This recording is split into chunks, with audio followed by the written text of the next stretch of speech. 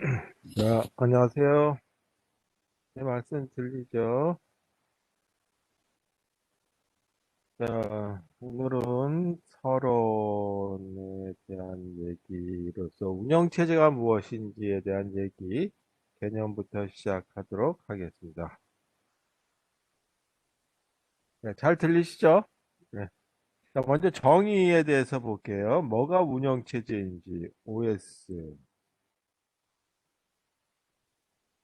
네, 운영체제라고 하는 정의. 근데 우리 운영체제라고 하는 걸 보게 되면 이 컴퓨터의 자원이라고 있죠. 그 자원. 그래서 첫 번째 정의를 보게 되면 리소스 알로케이트다라고 하는 거죠.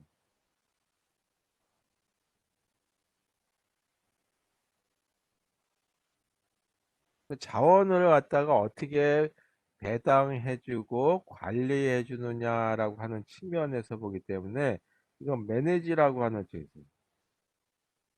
쪽이죠. 관리하는 거와 그 다음에 할당해주는 거 뭐냐? 리소스. 자, 그럼 여기 리소스라고 하는 건 어떤 거냐 하면, 우리가 보게 되면, 일단 이제 그 메모리도 자원을 볼 수 있겠죠. 그 다음에 또 하나가 정보, 인포메이션, 그 자원, 그 다음에 하드웨어, 뭐 전체적인 하드웨어 안에 메모리도 들어가 그럴 테니까, 예, 그 다음에 저기 사람도 여기에 저희 그 리소스라고 하는 거다. 그래서 이 전체적인 걸 갖다가 관리해주는 하나의 소프트웨어를 갖다가 운영체제다라고도 부른다 이거죠. 그래서 그냥 정의를 내릴 때 리소스 알로케이터다라고 해도 운영체제의 제 과언은 아니다라고 하는 거죠. 두 번째 다른 정의는 뭐냐 하면 컨트롤 프로그램이라고 그래요. 컨트롤 프로그램이다라고 하는 거는 뭐냐 하면 우리가 이제 그 사용자 프로그램이라고 하는 부분이 있죠. 그래서 사용자가 원하는 어떤 동작을 이 제어해 주기 위한 거다라고 하죠. 그래서 이거는 컨트롤인데 뭐에 대한 컨트롤이냐면 사용자 프로그램에 대한 수행을 할 수 있도록 익스큐션에 대한 제어인데 뭐냐 하면 유저 프로그램에 대한 거다. 사용자 프로그램에 대한 수행을 잘 되게 그 제어해 주기도 하고 또 어떤 것들이 있냐면 IO 디바이스에 대한 동작 그래서 오퍼레이션이다라고 하는 거죠. 어떤 거냐면 IO 디바이스에 대한 거. 이렇게 해서 이 두 번째 제어 컨트롤 프로그램을 또 이제 OS에 대한 정의로 내려서 얘기하기도 한다. 세 번째 정의는 세 번째 또 정의를 내려서 운영체제가 뭐냐라고 얘기했을 때 커널이다라고 하는 말을 쓰죠. 그래서 이제 이 그 커널이라고 하는 말은 유닉스 계열에서 커널이라고 많이 얘기했죠. 왕년에 IBM이 지금은 이 그 주로 이제 그 데이터베이스 뭐 아니야 데이터베이스 그 SI 업체로서 바뀌었지만 이 그 과거에는 이제 OS도 만들고 하드웨어도 만들고 하던 회사죠. 거기서는 핵이라고 하는 의미에서 뉴클러스라고 불렀어요. 근데 유닉스에서는 커널이다. 그래서 커널이다라고 하는 뜻은 뭐냐면 하나의 프로그램이에요. 원 프로그램. 그래서 하나의 프로그램이고 이거 어떻게 하냐면 그 모든 이제 항상 이제 이 동작하고 있는 하나의 프로그램을 갖다가 커널이다라고 부른다 이거죠. 그래서 세 번째 정의는 커널. 그다음에 또 하나의 정의를 내린다면 이 베이스 시스템 소프트웨어다라고.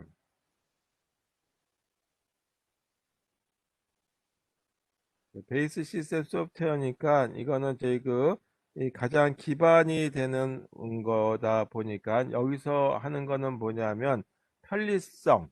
그래서 컨비니언 편리성과 그 다음에 또 뭐를 했냐면 이피션시라고 하는 효과에 대한 이 두 가지를 만족하기 위한 걸 가지고 오퍼레이팅 시스템이다라고 하는 걸로 해서 뭐가 오퍼레이팅 시스템이다 한 가지로 정의할 수는 없겠지만 이 대체적으로 제 그 첫 번째 거를 제일 많이 사람들이 여기하게 되죠. 그리고 OS에서는 뭐 커널이라고 하는 개념이 요즘에는 그냥 들어가는 걸로 얘기하게 된다라고 보시면 되겠습니다.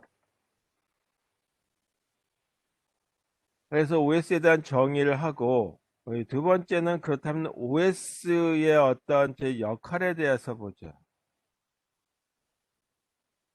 역할을 보게 되면 이 크게 우리 그림을 보게 되면 어플리케이션 프로그램이 이렇게 있었어요.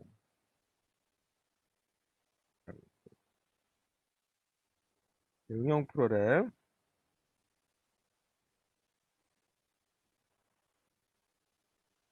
우리 이제 이거 하는 만든 프로그램들이 있다라고 한번 해보고 그 다음에 밑에는 하드웨어가 있죠. 이때 저희가 운영체제가 해주는 역할이라든지 하는 요 사이에 가교 역할을 하는 다리 역할을 해주는 게 두 가지가 있는데 이 다리 역할을 해주는 게 두 가지 중에 하나가 뭐냐면 컴파일러예요. 두 번째는 응용 프로그램이 하드웨어를 쓸 수 있도록 지원해 주는 것 중에 하나가 OS라고 하는 거다. 그래서 이 OS의 역할 중에 하나는 뭐냐면 응용 프로그램과 하드웨어 사이에 가교역계 다리 역할을 해주는 거다라고 해서 그래서 이 그 사용자가 하드웨어를 어떻게 쓸 것인지에 대한 것까지 다 알 필요가 없겠죠. 그래서 이와 같은 역할을 해주는 거다. 그래서 우리 책엔 이렇게 표현하고 있어요. 사용자 유저가 있고 그다음에 유저가 또 다른 유저가 있고 그래서 n명의 유저가 있다라고 해요. 그리고 이 유저들을 보게 되면 사용하는 이 그 어플리케이션 프로그램들이 여러 개가 있겠죠. 그래서 여기서 첫 번째 유저는 컴파일러를 사용하고 있고 뭐 이거는 어셈블러라고 하는 걸 쓰고 있다라고 가정하고 그다음에 데이터베이스를 쓴다라고 가정하고 운영 체제는 이가 같은 걸 갖다 지원해주는 OS 부분이다라고 하는 게 제그고 응용 프로그램들을 지원해주는 프로그램이고 요 OS 하위에 이와 같은 하드웨어가 들어간다라고 하는 거죠.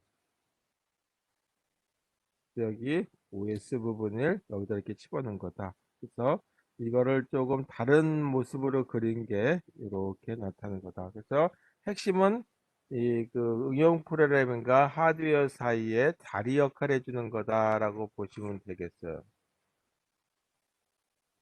세 번째로서는 그렇다면 우리 운영체제는 어떠어떠한 이런 가교 역할을 해주는데 구성은 어떻게 될 것이냐라고 하는 거에 대해서 보죠.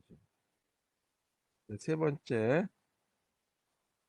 이 운영체제에 대한 구성 요소는 무엇인지에 대해서 보죠.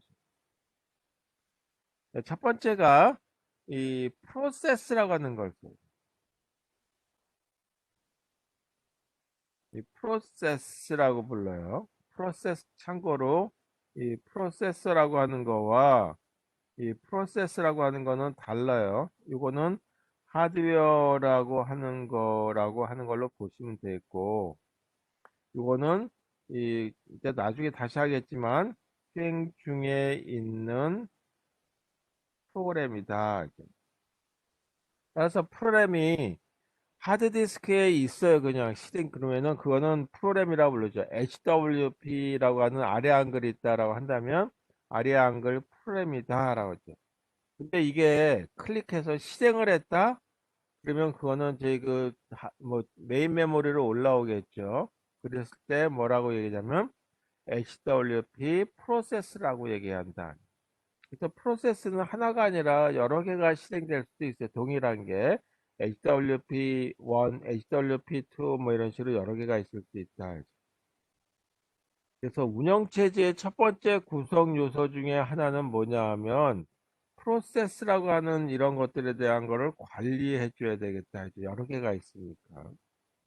그래서 운영체제에 지금 뭔가 중간 다리 역할을 해주는 거니까 관리 역할을 해주는 게 상당히 많아요. 매니지먼트라고 하는 거. 그 다음에 운영체제라고 하는 거는 자원을 관리해주고 할당해주는 거다라고 얘기했었죠.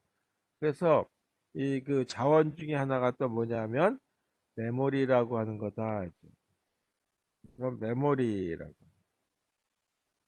그 메모리를 어떻게 관리할 것인지에 대한 얘기가 들어간다.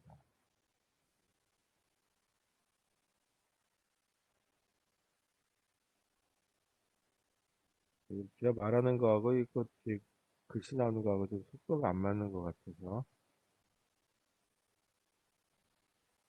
자, 세 번째 제 그 운영체제 구성 요소 중에 하나는 파일이라고 하는 거죠. 파일에 이게 여러 개인데 그 파일에 대한 관리.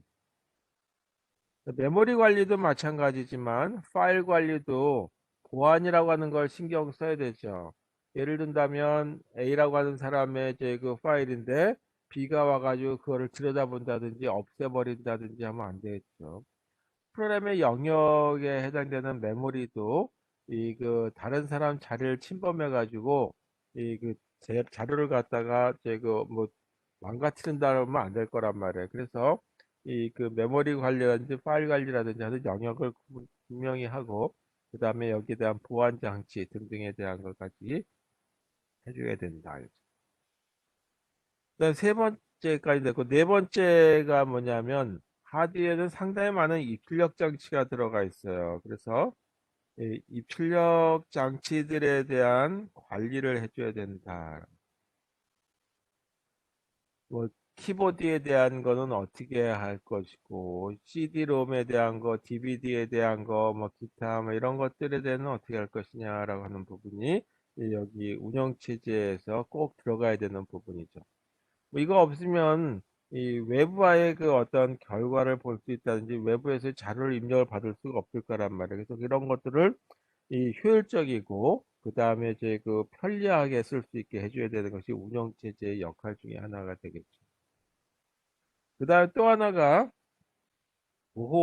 보안에 대한 걸, 그래서 이걸 갖다가 시스템에 대한 보호와 그 다음에 이 보안에 대한 거를 신경 써줘야 된다.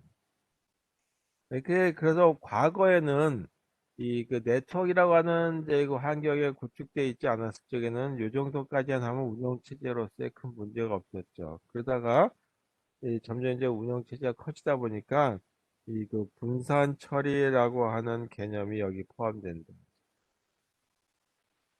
자, 그 다음에 또 하나가 그꼭 필요한 것 중에 하나인데, 우리가 그 운영체를 쓰게 되면 뭐 명령을 해줘야 되겠죠. 어떤 파일들이 있는지, 그 다음에 그 내가 수행 중에 있는 프로그램은 잘 동작하고 있는지 확인해 볼 때도 있어야 되겠고, 문제, 날짜가 어떻게 된다든지, 시간이 어떻게 된다든지 하는 것까지 또 해봐야 되겠고, 또 프린터에 인쇄를 하려고 했는데, 너무 많이 잘못 인쇄가 되면 그 지워버리는 그런 작업도 해줘야 되겠죠. 그런 걸 다 뭘 하냐면 운영체제에다 되는 명령이죠. 그래서 그 명령을 갖다가 해석해 주는 부분이 있어야 되겠다.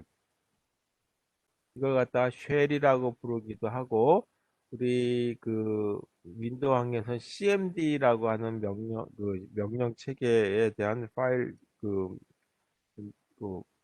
걸로 막 얘기하고 있다 이제 보시면 되겠습니다. 그래서 운영 체제의 기본은 이렇게 돼 있고 최근에 들어서 분산 처리라든지 네트워크에 대한 개념까지 다 들어가게 됐다라고 하는 걸로 보시면 되겠습니다.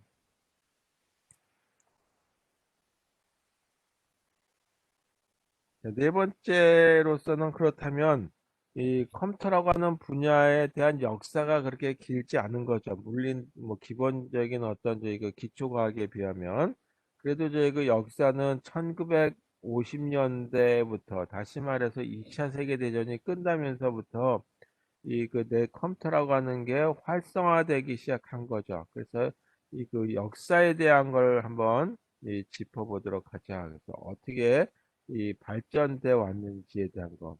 크게 두 가지로 얘기할 수 있는데 하나가 이제 그 유저 관점에서 한번 본다 하죠. 그래서 사용자 관점에서 볼 수 있고 사용자 관점에서 본다 그러면 어떻게 될 것이냐. 이걸 이제 그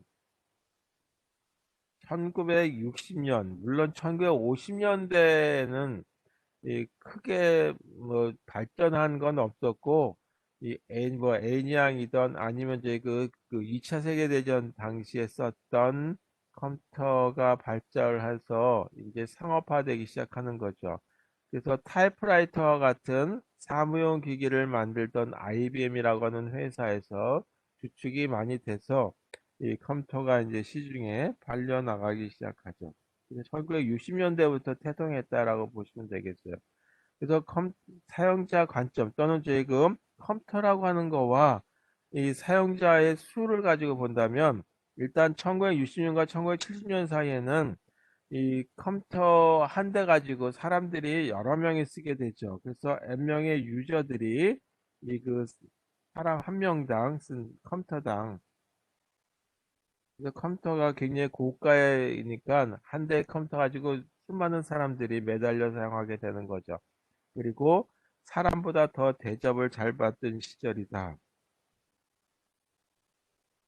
1980년대까지 한 10년간에 보게 되면 근데 요 당시에 뭐가 나오냐면 마이크로 컴퓨터라고 하는 게 나오죠. 마이크로 프로세서가 나오고 반도체 기술이 좋아지고 뭐 그러다 보니까 IC라고 하는 반도체가 만들어지기 시작하는 거. 물론 이제 그 트랜지스터도 반도체지만 일단 이제 IC라고 하는 직접 회로라고 하는 게 만들어지기 시작한다 이죠. 그래서 요 당시에 이 이 마이크로 칩이 나오기 시작해요. 그래서 이 애플 컴퓨터 지금 8비트, 4비트 장치에 나오기 시작하는데 한 명의 유저가 한 대 컴퓨터를 사용하는 그 시절이 됐죠.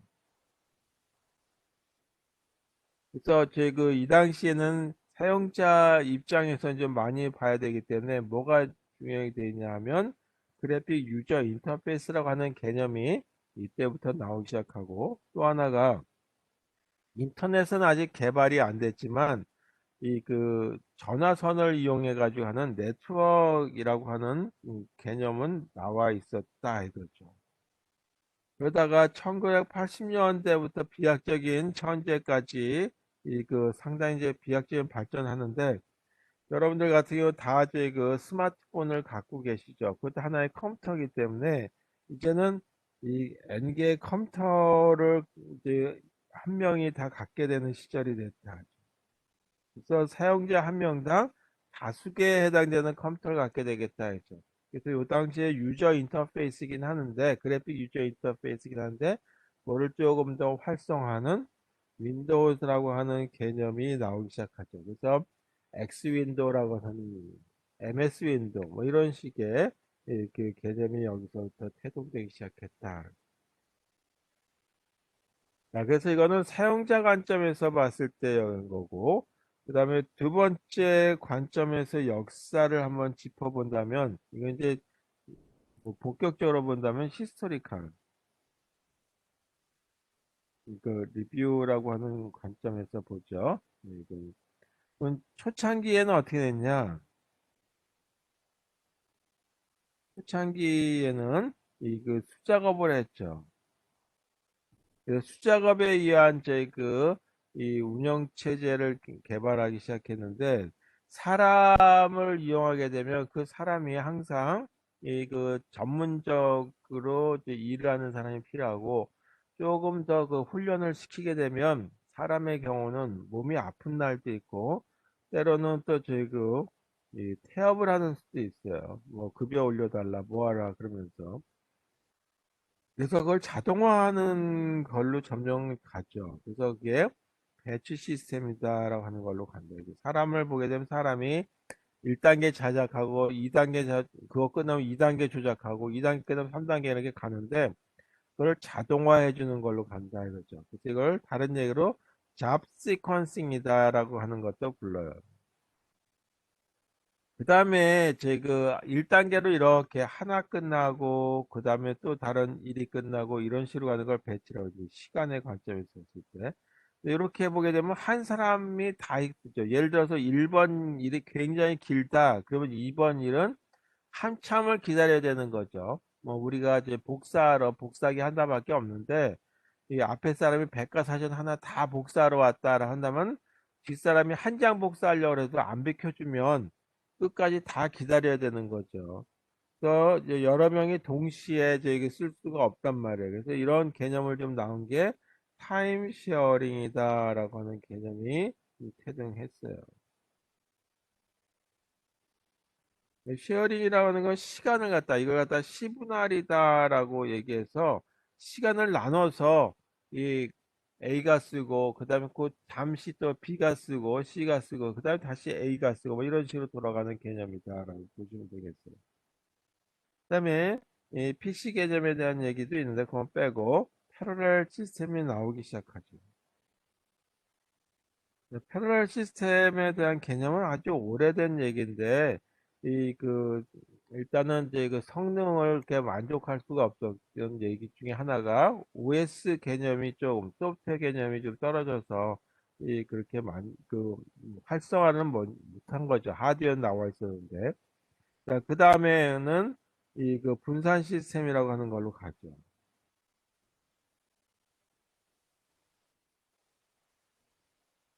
그다음 뭐 우리가 지금 대표적으로 많이 쓰이는 분산 시스템 중에 하나가 HTTP 프로토콜에 의해서 사용하고 있는 어떤 이 전체적인 운영 체제 얘기를 볼 수 있고 그 다음에가 그 실시간 시스템이라 해서 리얼타임 시스템이라고 하는 게 요즘에 또 많이 각광을 받게 되는 거죠.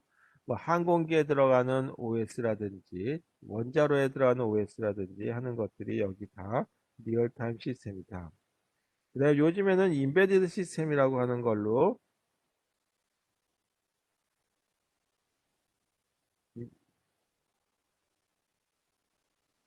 임베디드 시스템.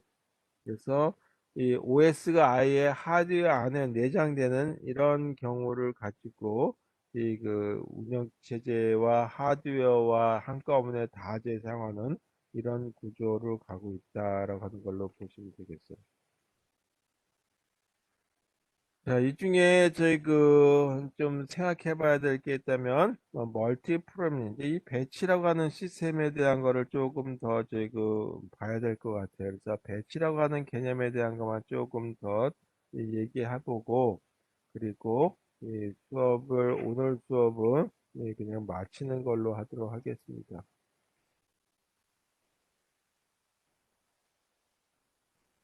배치 시스템에 대한 거를 한번 더 이것만 또 추가해서 본다면 배치 시스템이라고 하는 거는 크게 이 온라인이 있고 그 다음에 오프라인이 있고 그 다음에 스플링이라고 하는 게 있고 그 다음에는 멀티프레임이라고 하는 게 있다.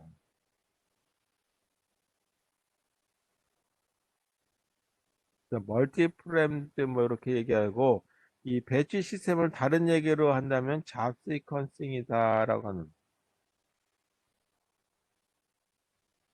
그렇게도 얘기해.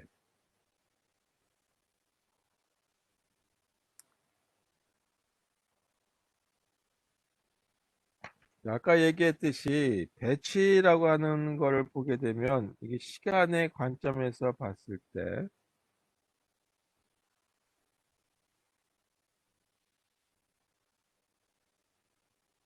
이게 잡인데 첫 번째 잡이다라면 첫 번째 잡이 끝나고 나면 그 다음에 그 잡 일을 하게 되겠죠. 그래서 사람이 한다 그러면 예를 들어서 사람이 박하사탕을 만들어 가지고 만들던 시절을 한번 생각해 보자 이거죠.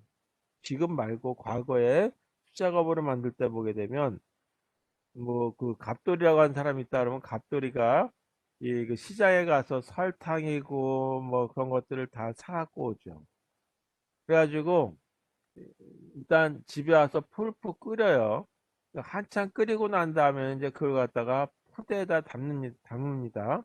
그 담은 거 갖다가 이 주둥이를 갖다가 조그맣게 만들어 놓고 똑똑 떨어지게 만드는 거예요. 그 똑똑 떨어질 걸 갖다 가위로 싹둑싹둑 자르고 밑에다 설탕을 깔아 놓고 받으면 그것이 바로 뭐냐 하면 이 사탕 중에 박하사탕 향을 집으면 박하사탕이 되는 거고 뭐 다른 향을 집으면 다른 사탕이 되는 거죠. 그런 식으로 이 뭐 설탕을 갖다 푹푹 끓여가지고 예, 하는 작업 하나 끝나고 나면 그 다음에 푸대자루에다 넣는 걸 두 번째 잡이라고 하고, 그게 다 끝나고 나면 거꾸로 세워서 주둥이에서 조금씩 조금씩 흘러나오면서 가위질을 하는 거죠. 그래서 1단계 작업, 그 다음에 2단계 작업, 이런 식의 그 일이 되는 거고, 물론 그 사이사이에 어떤 동작이 필요하겠죠. 1단계가 끝났으니까 2단계 하기 위해서 어떤 중간에 어떤 그 다음 일을 하기 위한 그 조치가 필요할 거란 말이에요. 이런 것들로 동작하는 걸 갖다 배치라고 얘기한다. 그래서 온라인이다라고 하는 거는 뭐냐면, 첫 번째 온라인 배치 시스템이다라고 한다면, 컴퓨터가 있고 컴퓨터에 우리가 할 수 있는 건 뭐냐면, 이렇게 시간의 관점에서 보게 되면 제일 먼저 입력을 끝내고, 그 다음에 입력이 다 하고 나면 이 뭔가 연산 작업을 해야 되겠죠. 연산 작업을 다 하고 나면 인쇄 작업을 해야 되겠다 하죠. 그래서 이와 같은 걸 갖다가 뭐냐 하면, 수작업을 했던 걸 갖다가 자동화해 준다 이걸. 이 자동화 작업을 해주는데, 입력을 하기 위해서 입력 장치를 다 읽고 난 다음엔 연산을 해라라고 하는 중간에 이렇게 다음 일은 뭐라고 하는 걸 알려줘야 되겠죠. 물론 시작 위에도 알려줘야 되겠고, 그 다음에 연산이 다 끝나고 나면 인쇄를 해라라고 하는 걸로 또 다시 알려줘야 되겠죠. 뭐 이런 과정을 갖다가 뭐냐면, 제어 명령이 들어가야 되겠다라고 합니다. 이걸 갖다가 이 JCL이라고 불러요. 잡 컨트롤 랭귀지라고 하는 걸로 작성하게 된다. 잡 컨트롤. 이렇게 동작하게 되는데, 이와 같이 수작업을 했던 걸 갖다가 이 자동화 해주는, 이렇게 만들어준 걸 갖다 온라인이라고 돼 있고, 이때 특히 인쇄해주는 이 장치, 이걸 갖다가 그 다음에 입력해주는 장치, 이걸 갖다가 본체하고 연결되는 거다. 그래서 그림으로 보게 되면 이렇게 생긴 구조다라고 보시면 돼요. 온라인 시스템의 모습을 보게 되면, 이게 본체고, 이 본체 연결이 전선으로 연결되어 있는데, 실제 연결되는데 이게 이제 입력 장치고, 그 다음에 출력 장치가 이렇게 아예 하나로 만들어져 있는 거죠. 자, 이런 걸 갖다가 이제 온라인이라고 얘기한다.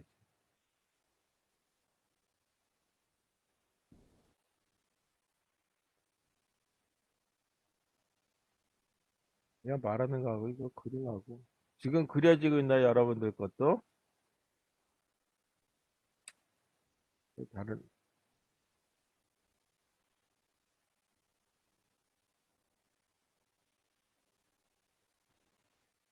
네, 두 번째, 이런 식으로 선으로 연결되는 거죠. 본체라고 하는 거에 연결되는 이런 구조다라고 본다면, 두 번째는 뭐냐 하면 오프라인이다 라죠. 그래서 온라인의 가장 큰 문제는 뭐냐, 여기서 문제는 입력 장치를 쓰는 동안에, 입력 장치 사용 중에는 이 본체라든지 출력 장치를 쓸 수가 없죠. 본체 및 그 다음에 출력 장치가 그냥 놀고 있다 하죠. 쉬고 있는 상태다. 휴식 상태가 됩니다. 그래서 요거 하나가 사용될 때는 본체라든지 출력 장치가 사용되지 못하고 있으니까, 이걸 갖다가 좀 병렬로 동작해 줄 수 있는 방법이 없겠느냐라고 해서 본체가 있고, 오프라인은.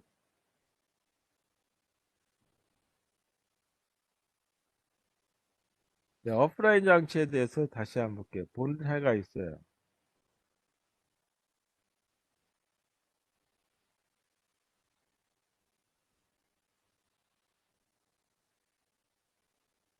지금 그려지는 본체가 있고, 그다음 직접 선으로 연결된 것이 아니라 입력 장치를 이렇게 뜨는 거죠.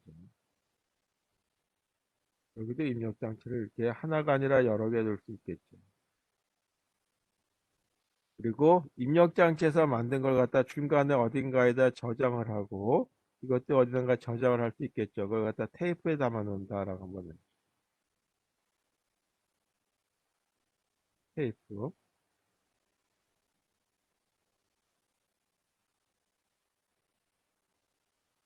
테이프에 담아 놓고 이걸 다시 테이프에서 이렇게 그 전달할 수 있겠죠. 이 사이에는 누가 개입하냐면 사람이 개입해 준다. 그 다음에 여기서 연산을 하고 나면 결과가 만들어지는데 그 결과에 해당되는 걸 갖다가 하드디스크든 아니면 테이프에다 이렇게 넣어주는 거예요. 이 결과를 테이프에다 이렇게 넣고 그 다음에 다시 인쇄 장치가 있어서 이 테이프를 이렇게 연결해서 이걸 읽기 작업해 주는 거죠. 그래서 인쇄를 해주는 이런 형태로 가는 거. 따라서 본체가 있고 나머지는 실제 전선으로 연결돼 있지 않은 이런 모습. 이걸 오프라인이라고 하는데 이 시기상으로 보게 되면 온라인이 먼저 나오고 오프라인 나왔어요. 왜냐하면 이거 자체 입력 장치나 출력 장치 이런 것들이 다 하나의 컴퓨터로 사용됐기 때문에 이 오프라인이라고 하는 거다. 자, 이렇게 하게 되면 어떻게 되냐면 이 병렬 동작이 되죠. 이거와 이것들이 다 병렬 동작이 된다. 자, 이런 모습으로 갔다라고 하는 것이 배지 시스템에서의 본 이야기다.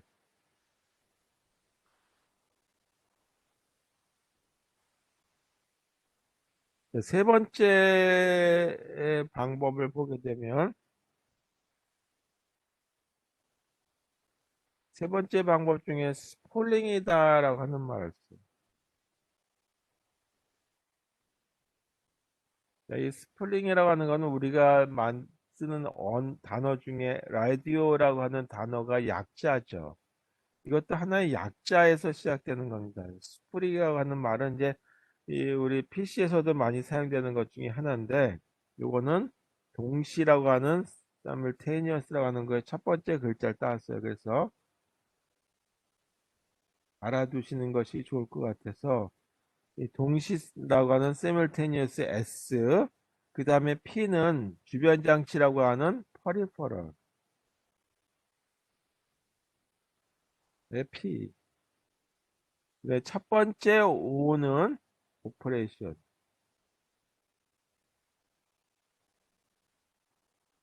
그 다음에 O는 온라인. 에 따라서 이렇게 그 SPOO, 그 다음에 L 라인이라고 하는 거에서 따오고 나머지는 ING는 제 그 명사형 쓴답시고 이렇게 만들어 놓은 거죠.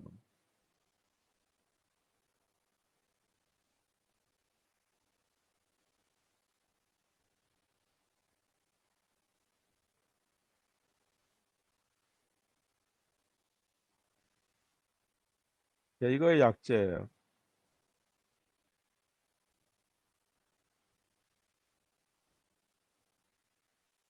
외부의 동작을 보게 되면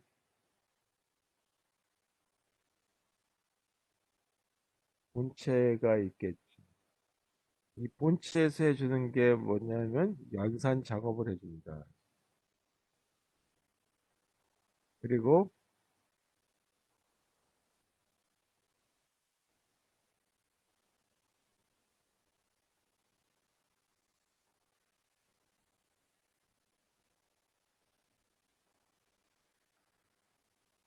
그게 좀 속도가 늦네요.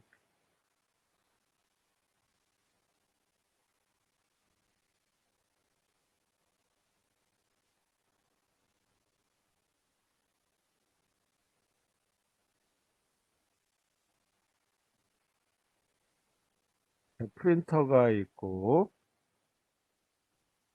이 본체하고 프린터가 직접 선으로 연결된 것이 아니라 이 중간에 굉장히 고속의 어떤 그 저장소가 있다라고 보시면 되겠어요. 이걸 하드디스크라고 보셔야겠어요. 일단 인쇄하는 데는 굉장히 기계 장치에서 시간이 오래 걸리니까 일로 인쇄 내용을 갖다가 저장을 해주는 거죠. 하드디스크에 저장을 해주고 그 다음에 천천히 하드디스크의 내용을 이렇게 읽어서 인쇄해 주는 거죠. 그래서 이 그 내용 읽기, 내용 쓰기 작업이고 읽기 작업해 줍니다. 그래서 인쇄해 주는 데서 하나 인쇄하고 그 다음에 본체가 기다리고 다시 말해 CPU가 기다리던 작업 없이 그냥 쫘르륵 하드디스크에다 써놓고 그 다음에 인쇄해 주면서 걸리는 시간을 갖다가 절약해 줄 수 있겠죠. 그래서 이 두 가지가 병렬로 동작해 줄 수 있도록 이렇게 이 설계되어 있는 구조를 갖다가 스플링이다라고 얘기한다. 이거죠.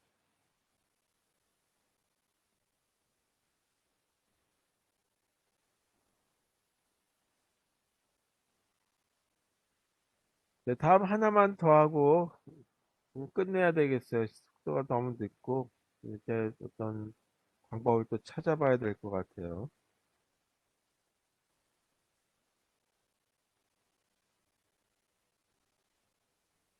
네 번째 방법은 이 멀티프레임이다라고 하는 얘기 있었어요.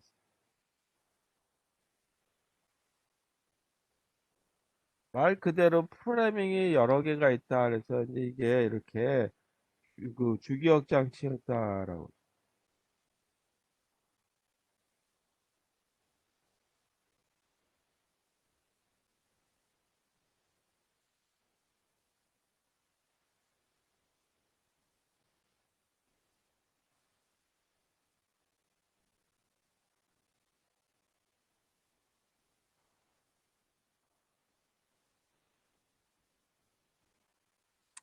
주기억 장치의 용량이 꽤 크다. 제가 대용량이라고 가정해 보죠.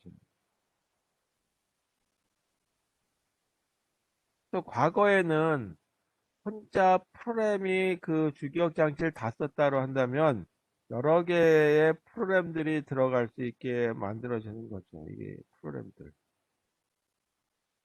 실제 이제 뒤에 가면 이걸 갖다 프로그램이라기보다는 프로세스라고 하는 말을 드는데 이 프로세스들이 여기에서 이것들이 이 번갈아가면서 동작할 수 있도록 그래서 이 멀티 프로그램이라고 하는 거는 CPU는 하나밖에 없으니까 그 CPU가 이거 한 번, 그 다음에 이거 또 한 번 이렇게 돌아가면서 써줄 수 있겠죠. 그래서 그런 방법이다 해서 다수의 이 그 프로그램 또는 프로세스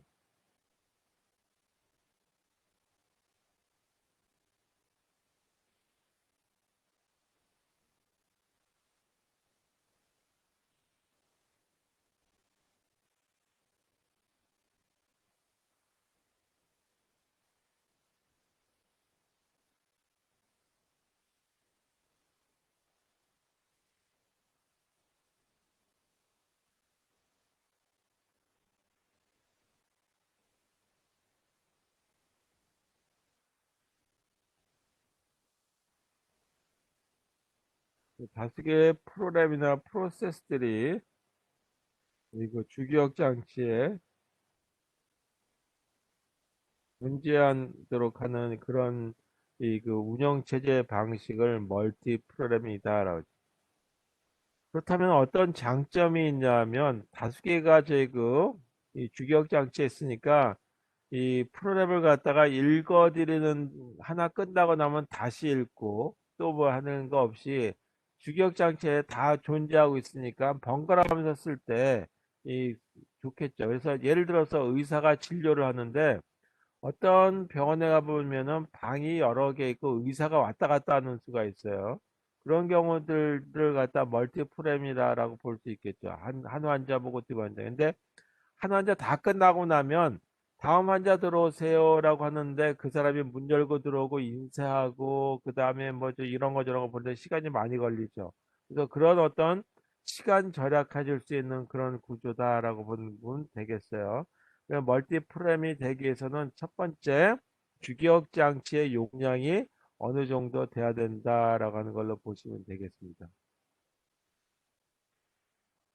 자, 뭐 저희 뭐 할 거는 많이 있지만 오늘 여기까지만 하도록 하겠습니다. 그리고 1장 내용은 여기까지만 하고 이 2장 내용은 다음 시간에 하도록 하겠어요. 그래서 이 오늘 수업이 정상 수업 처음이라고 보시면 되는데 제가 미러링 해주는 이런 작업했는데 속도가 굉장히 늦네요. 제가 그 전에 쓰던 소프트웨어가 있었는데 그 소프트웨어가 서비스를 중단했어요. 그래서 다른 소프트웨어를 쓰고 있는데 이 소프트웨어에 이 그냥 무료 버전을 써서 이렇게 일부러 속도를 늦게 만든 것 같아요. 뭐 중간에 딜레이를 넣어가지고 돈 주고 사라고. 그래서 봐서 구매를 하든지 해서 좀 속도를 향상하는 방법으로 좀 생각해 보도록 하겠습니다. 자, 수고하셨어요. 오늘 일단 여기까지만 하겠습니다. 상황이 상황인지라 여기까지 하고 이 다음 시간에 좀 제가 이거 환경 구축에 대해서 다시 한번 신경을 써보도록 하겠습니다. 네, 수고하셨습니다. 고생하셨습니다. 네, 고맙습니다.